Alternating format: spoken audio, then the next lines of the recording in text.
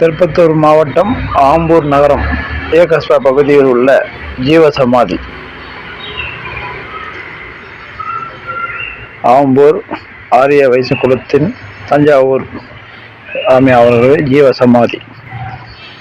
இப்பொழுது ஜீவசமாதியை உங்களுக்கு படம் பிடித்து காமிக்கப்படும்.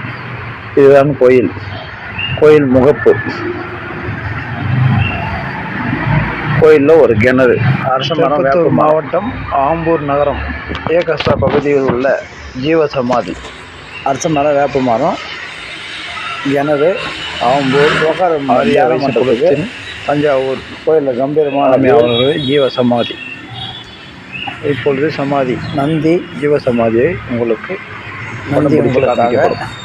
இதுதான் கோயில் தான் தஞ்சாவூர் கிணறு.